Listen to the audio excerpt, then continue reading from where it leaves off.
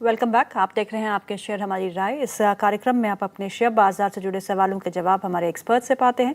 आपको एक आसान सा काम करना होता है, कमेंट सेक्शन में जाइएगा। जब ये इस प्रोग्राम को लाइव देख रहे हैं जागरण बिजनेस के यूट्यूब चैनल पे, तो कमेंट सेक्शन में जाके अपने सवाल को पोस्ट करिएगा। उस सवाल हमारे पास डायरेक्टली पहुँच जाएगा और उसे हम इसी प्रोग्राम में लेने की पूरी कोशिश करेंगे। आज के हमारे खास मेहमान जुड़ चुके हैं mister Manish Sharma. He is founder profit edge academy. Very good afternoon Manish, thank you so much for joining in. So Manish, Nifty 25,000 का आंकड़ा आज छुआ है, उसके ऊपर भी थोड़ा देर कामकाज तो किया लेकिन उसके बाद फिसल गया, पर अभी भी डे हाई के आसपास ही है। 104 अंकों की मजबूती समय निफ्टी में देखने को मिल रही है। 24,972 के आसपास का स्तर है। बैंक निफ्टी में एक अच्छा उछाल है, 350 अंक ऊपर कामकाज करते हुए 54,565 के आसपास का लेवल देखने को मिल रहा है। और आज के शाइनिंग सेक्टर्स जो है वो है आईटी, टेक्सटाइल, जहाँ पे काफ़ी अच्छा मोमेंटम हमको आज के दिन में देखने को मिल रहा है। और एफआईआई की वापसी जो हमने कल बाजारों में देखी, 2000 करोड़ प्लस की उन्होंने खरीदारी की है 9 सितंबर को।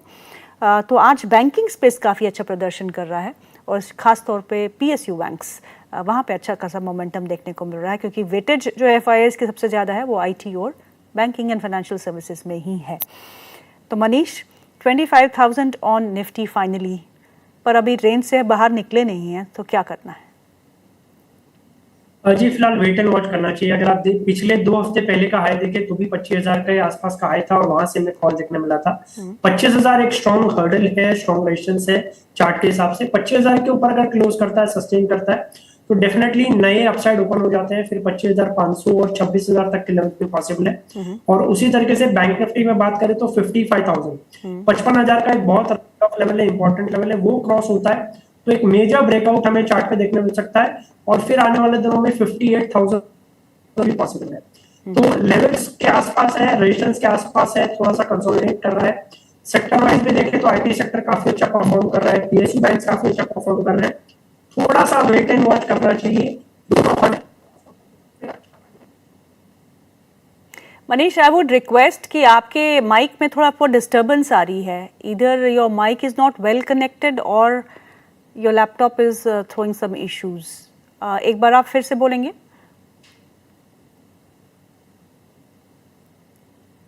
Can you hear me? Yes, अभी आवाज आ रही है? अभी आवाज बिल्कुल क्लियर है। हाँ जी, अब हम बात करते हैं आईटी स्पेस की Manish, because you were the one, जब मेरी आपसे लास्ट बात हुई थी आपने कहा कि आप कॉन्ट्रा प्ले अगर करेंगे तो आईटी में आपको दम लगता है, और आज पिछले 2 दिनों से देखें तो आईटी ही सुर्खियों में है। अब इन स्टॉक्स पे क्या करते हैं और कहाँ पे आपकी नजर अभी लगी हुई है आईटी स्पेस में? जी, निफ्टी को अगर रिकवर करना है तो आईटी सेक्टर का चलना बहुत जरूरी है और आईटी सेक्टर में आज काफी अच्छा ब्रेकआउट हमें देखने मिला है। मेरी नजर कुछ 4-5 स्टॉक्स पे है, खासकर ओएफएसएस है, ओरेकल फाइनेंस, पर्सिस्टेंस है, कोफोर्ज है, एम्फोसिस है और एलटीआईएम है। तो ये कुछ स्टॉक्स है मिड कैप आईटी जिसमें काफी अच्छे ब्रेकआउट्स है और मुझे लगता है आने वाले दिनों में 25,000 का लेवल अगर क्रॉस होता है निफ्टी में तो फिर ये स्टॉक्स में काफी अच्छी रिकवरी में देखने मिल सकती है। लेकिन अगर किसी को एक चुनना हो, जो आपने नाम गिनाए हैं, ओएफएसएस, पर्सिस्टेंट, तो एक स्टॉक जो आपको बहुत ही अच्छा कन्विक्शन आपका बहुत स्ट्रांग है उस स्टॉक पे? ओएफएसएस, और बिल्कुल होना भी चाहिए, क्योंकि अगर हम उनके पेरेंट कंपनी को देखें तो कल काफ़ी अच्छा प्रदर्शन हमने यूएस मार्केट्स में देखा था।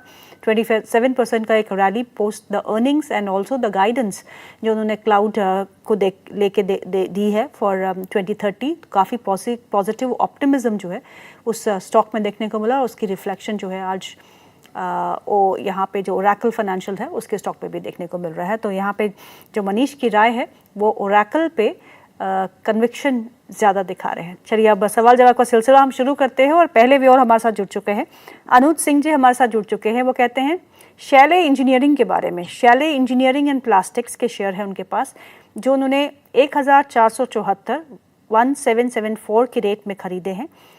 104 शेयर्स खरीदे हैं, क्वांटिटी 104 की है। 1 साल तक निवेशित रह सकते हैं। आपसे जानना चाहते हैं कि क्या करना चाहिए? जी, मेरे हिसाब से इनको पार्ट प्रॉफिट बुकिंग करना चाहिए। मतलब जितनी क्वांटिटी बाई की है उसका आधा क्वांटिटी आप उसको रफ कर दीजिए करंट प्राइस पे। और मुझे लगता है ये स्टॉक में थोड़ा सा डिप आ सकता है, लेकिन 1 साल का नजरिया अगर रखें तो आने वाले दिनों में 2,500 से 3,000 तक के लेवल्स भी पॉसिबल है। तो डिप में वापस री एंट्री करना चाहिए। करंट लेवल पे पार्ट प्रॉफिट बुकिंग करने की राय होगी। ओके। एक और सवाल जो है वो नए इन्वेस्टर है, he has tagged himself as a new investor, I don't know if is a new investor or not, but नाम नहीं लिखा उन्होंने। वो पूछते हैं एरोफ्लेक्स एंटरप्राइजेस के बारे में। एरोफ्लेक्स एंटरप्राइजेस उनके पास है जो उन्होंने 86 रुपीज़ 70 पैसा में खरीदे हैं, और दूसरा स्टॉक जो इनके पास है वो है एम्बेसी डेवलपमेंट 100 रुपीज़ 50 पैसा। आई थिंक एरोफ्लेक्स का नाम तो मैंने सुना है, पर एम्बेसी डेवलपमेंट का नाम मैंने नहीं सुना है। शायद मनीष जानते हो, दोनों ही स्टॉक्स पे आपकी राय? जी, दोनों ही स्टॉक में एक स्ट्रॉन्ग डाउन ट्रेंड पैटर्न है। डेली चार्ट, वीकली चार्ट दोनों वीक है और लगातार स्टॉक में गिरावट हमें देखने मिल रही है। मुझे लगता है दोनों ही स्टॉक से एग्जिट करना चाहिए। दोनों ही स्टॉक के चार्ट में दम नहीं लग रहा और आने वाले दिनों में सॉरी और फॉल देखने मिल सकता है, तो दोनों ही स्टॉक से एग्जिट करने की राय। ओके, उत्सव का सवाल है। उत्सव का सवाल है मोबीक्विक पे। मोबीक्विक में काफ़ी अच्छा मोमेंटम हमने देखा है और उनके पास जो शेयर है वो 322 के लेवल पे उन्होंने खरीदे हैं। आपसे जानना चाहते हैं कि अब इस स्टॉक में क्या करना चाहिए? जी, मेरे हिसाब से होल्ड करना चाहिए। इसमें एक काफी अच्छा राउंडिंग बॉटम फॉर्मेशन बन रहा है डेली चार्ट पे और मुझे लगता है आने वाले दिनों में स्टॉक 360 370 तक के लेवल्स भी दिखा सकता है, तो डेफिनेटली होल्ड करने की राय होगी। मिस्टर सेनापति जी का सवाल है, वो पूछते हैं MIC इलेक्ट्रॉनिक्स के बारे में। इसमें भी हमने बहुत ही अच्छा मोमेंटम देखा था। MIC इलेक्ट्रॉनिक्स बाजिंग स्टॉक्स में रहा है। कल थोड़ी बहुत मुनाफा वसूली थी, लेकिन इस स्टॉक में आप क्या राय देंगे?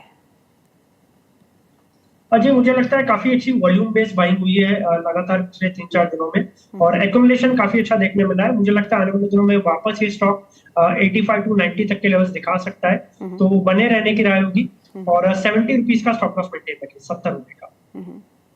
चलिए, इस बीच एक और खबर जो आई है वो फिच से आई है। पहले हमने S&P का रेटिंग अपग्रेड इंडिया के लिए देखा था, उसके बाद मूडीज ने कुछ कह दिया और आज फिच ने कहा है कि जो FY26 की GDP ग्रोथ है उनका फोरकास्ट उन्होंने बढ़ा दिया है, 6.5% से 6.9% कर दिया है और वो ये समझते हैं कि GDP ग्रोथ जो है वो हल्की होगी FY27 में और FY28 में।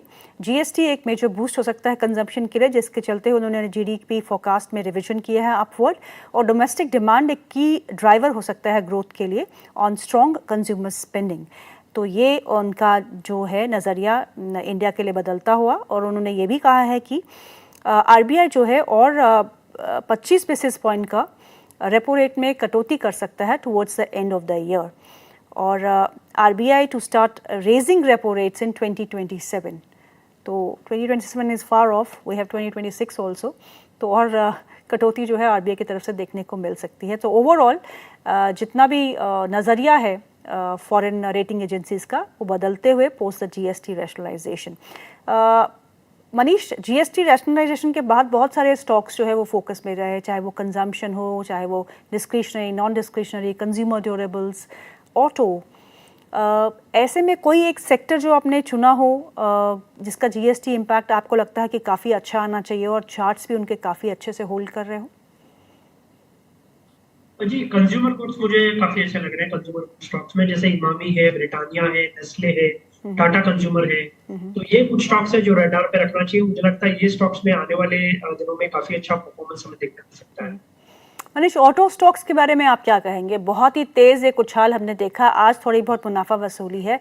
क्या जितनी पॉजिटिव न्यूज़ है इट्स इन द प्राइस, या आपको लगता है कि यहाँ से भी और रुझान आ सकता है? जी, मेरे हिसाब से इसमें कुछ सिलेक्टिव स्टॉक्स पे ध्यान देना चाहिए, जैसे बालकृष्ण इंडस्ट्रीज है, ट्यूब इन्वेस्ट इंडिया है, भारत फोर्ज है। सिलेक्टिव स्टॉक्स पे काम करेंगे तो ज्यादा अच्छा है, क्योंकि ये सेक्टर में ओवरऑल मिक्स कामकाज हो रहा है। कुछ स्टॉक्स अच्छा परफॉर्म कर रहे हैं, कुछ स्टॉक्स में चार्ट पे सेलिंग हमें देखने। जी, अगला सवाल ले लेते हैं, और अगला सवाल जो है हम सवाल खो चुके हैं।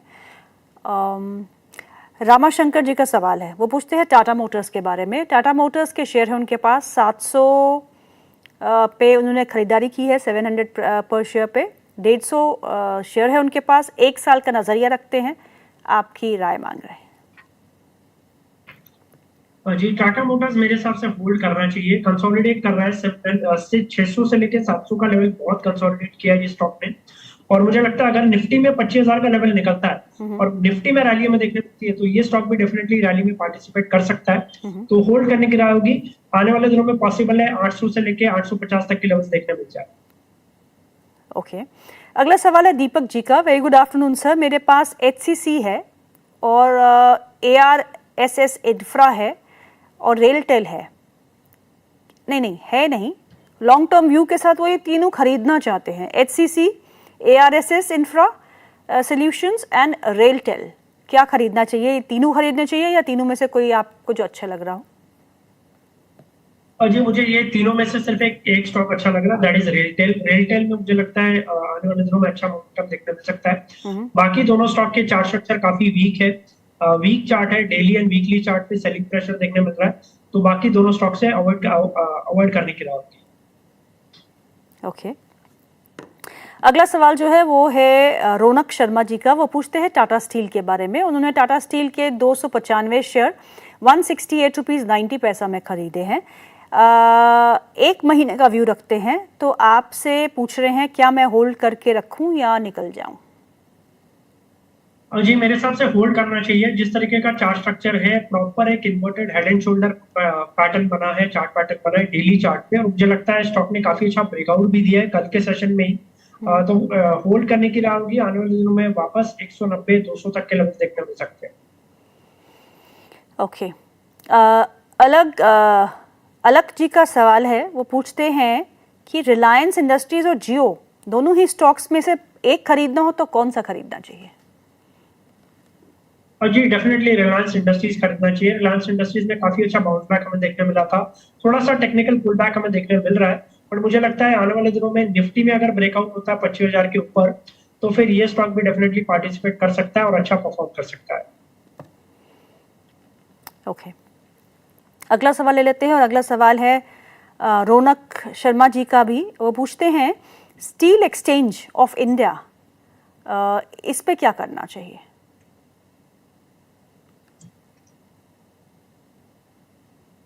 जी अवॉइड करना चाहिए। मुझे लगता है स्टॉक में लगातार सेलिंग प्रेशर देखने मिल रहा है। 24-25 के लेवल से लगातार 10 रुपए के आसपास आ चुका है, उसके भी नीचे है, एंड अब ये एक पेनी स्टॉक के कैटेगरी में जा चुका है। मुझे लगता है और फॉल देखने मिल सकता है। चार्ट पे कोई स्ट्रेंथ नहीं है, वीकनेस ही है, तो दूर रहने की राय। ओके। गौतम दास जी का सवाल है। वो पूछते हैं बजाज हाउसिंग फाइनेंस के बारे में। 116 उनकी बाइंग प्राइस है और BHEL बाइंग प्राइस 277 रुपीज़ है। इनका बड़ा इंटरेस्टिंग सा सवाल होता है, आज भी वही सवाल बजा। 2040 तक वो निवेशित रहना चाहते हैं, बहुत ही लॉन्ग टर्म इन्वेस्टर है। आपसे राय मांग रहे हैं क्या करना चाहिए? जी लॉन्ग टर्म में ये दोनों स्टॉक डेफिनेटली अच्छा परफॉर्म कर सकते हैं। लॉन्ग टर्म में काफी अच्छी वेल्थ क्रिएशन होती है स्टॉक्स में, क्योंकि ओवरऑल मार्केट वैल्यूएशन इंक्रीज होता है, कंपनी के वैल्यूएशन इंक्रीज होते हैं, और जब आपका इतना लंबा व्यू है तो आपको सिर्फ एक सही स्टॉक खरीदना है और होल्ड रखना है। डेफिनेटली लॉन्ग टर्म में काफी अच्छा पैसा बन सकता है, क्योंकि इनका व्यू जो है वो अगले 15 सालों का है। तो आपको अगर रिकमेंड करना हो मनीष किसी को 15 साल के लिए पोर्टफोलियो, तो आपके पोर्टफोलियो में कौन से स्टॉक्स होंगे? जी मुझे लगता है एक रिकवरिंग सेक्टर जो कि आईटी सेक्टर है, जिसमें पिछले 3-4 साल से हमें कोई ज्यादा रिटर्न देखने मिला नहीं है, और अब मुझे लगता है कि आईटी सेक्टर आने वाले कुछ सालों में अच्छा परफॉर्म कर सकते हैं, तो आईटी सेक्टर पे ज्यादा फोकस करना चाहिए। ओके। भरत जैन का सवाल है। वो पूछते हैं पीटीसी इंडिया के बारे में। उनके पास 1000 शेयर्स है जो उन्होंने 220 के भाव पे लिए हैं। लॉस बुक करूं या निकल जाऊं, वो आपसे राय मांग रहे हैं। जी पीटीसी इंडिया में अगर आप देखें तो काफी सेल ऑफ हमें देखने मिला। 240 के लेवल से नीचे में 150 के आसपास सपोर्ट भी लिया है, और स्टॉक अभी कंसोलिडेट कर रहा है। मेरे हिसाब से अगर कोई बाउंस मिलता है 200 के आसपास तो एग्जिट करना चाहिए। बाउंस में उछाल में एग्जिट करने की कोशिश करें, और दूसरे स्टॉक्स पे ध्यान देना चाहिए जहां पर काफी अच्छा ब्रेकआउट है। ओके। इनका एक और सवाल भी है। वो न्यू इंडिया इंश्योरेंस के बारे में आपसे पूछ रहे हैं, क्योंकि इंश्योरेंस सेक्टर काफी बज में रहा है because of the GST rationalisation. तो न्यू इंडिया इंश्योरेंस कंपनी अच्छी रहेगी फॉर लॉन्ग टर्म? जी डेफिनेटली। अभी अगर आपने देखा हो तो टर्म इंश्योरेंस और हेल्थ इंश्योरेंस पे जीएसटी भी रेट कट हुआ है, इनफैक्ट 0 हो गया आई थिंक इंश्योरेंस सेक्टर पे। तो मुझे लगता है आने वाले दिनों में लॉन्ग टर्म में काफी अच्छा ये हमें परफॉर्मेंस देखने मिल सकता है, और कंपनी अच्छा परफॉर्म कर सकती है। ओके। विवेक भाई पटेल जी का सवाल है। वो पूछते हैं Amara Raja energy and mobility पे 120 शेयर है उनके पास, 1050 पे खरीदे हैं, 6 महीने का व्यू रखते हैं, आपसे सलाह मांग रहे हैं।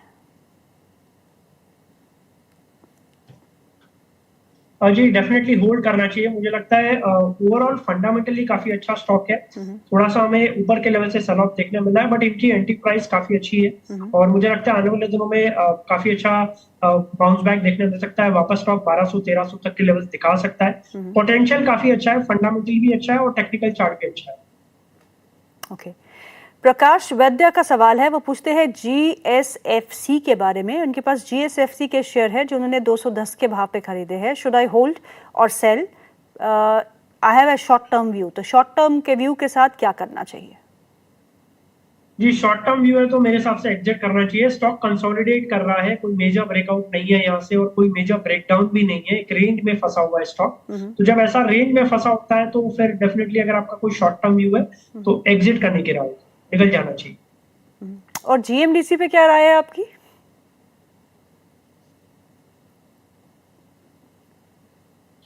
जी GMDC में कल ही काफी अच्छा ब्रेकआउट हमें देखने मिला है, स्ट्रेंथ है और 500 का लेवल इसने क्रॉस कर दिया जो कि एक स्टॉक बहुत अच्छी बात है। रेजिस्टेंस क्रॉस किया है। आने वाले दिनों में 600-650 तक के लेवल देखने मिल सकते हैं।